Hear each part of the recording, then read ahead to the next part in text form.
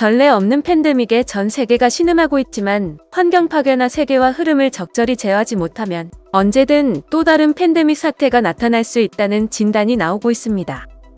신종 코로나 바이러스 감염증의 누적 확진자가 2천만 명을 넘어 세계 주요국의 보건과 경제가 망가지는 형국에서 울리는 심각한 경종입니다. 코로나19는 사스와 메르스에 이어 박쥐로부터 유래한 이번 세기 세 번째 인수공통 감염병입니다. 10일 가디언 등 외신에 따르면 전문가들은 이들 질병의 창궐 원인이 외딴 곳에 살던 동물을 자꾸 건드리면서 과거보다 더 멀리 돌아다니는 현재 인간들의 행태에 있다고 봅니다.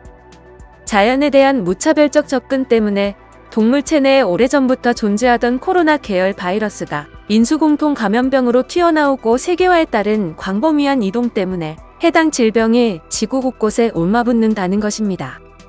전문가들은 이 같은 추세를 되돌릴 수 없다면 코로나19와 같은 유행병이 정기적으로 나타날 가능성도 더불어 커진다고 경고합니다. 하버드대 기후복권 환경센터의 에런 번스타인 박사는 코로나19 대유행은 전혀 놀라운 일이 아니다라며 그 전부터 우리는 신종 감염병의 3분의 2가 야생동물의 병원균이 인간에게 옮아 발생한다는 사실을 알고 있었다고 말했습니다.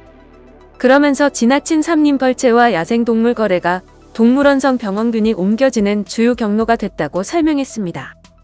미국의 야생동물 보호 자선단체인 에코헬스 얼라이언스의 조너선 앱스타인 부회장도 삼림 파괴가 신종 감염병의 가장 유효한 단일 요인이라고 지적했습니다.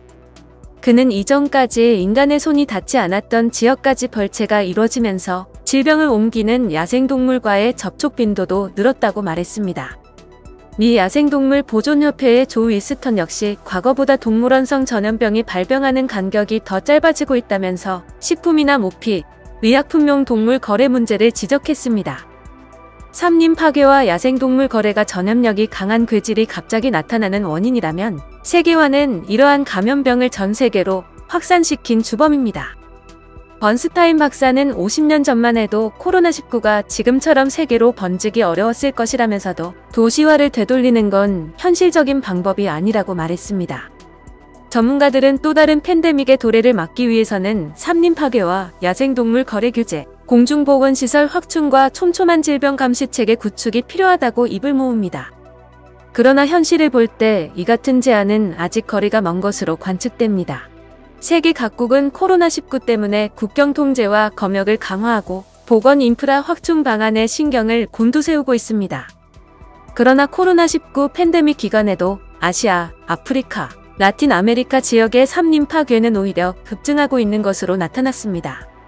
세계자연기금 독일 지부와 삼림 파괴 감시 단체인 GLAD의 집계에 따르면 팬데믹 사태가 시작된 지난 4월 이후 전 세계에서 훼손된 삼림 면적이 2017에서 2019년 대비 77% 급증한 것으로 나타났습니다.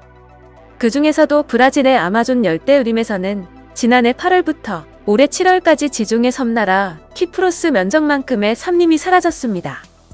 WWF의 마이크 베럿은 지역경제가 붕괴한 일부 지역의 주민들이 생존을 위해 주변의 땅으로 눈을 돌리고 있다며 삼림 훼손이 가속화된 배경을 설명했습니다. 베럿은 해당 지역에서 코로나19 사태로 감시가 느슨해진 틈을 타 삼림을 파괴하려는 악의적인 시도가 이루어지고 있다는 점도 주목해야 한다고 강조했습니다.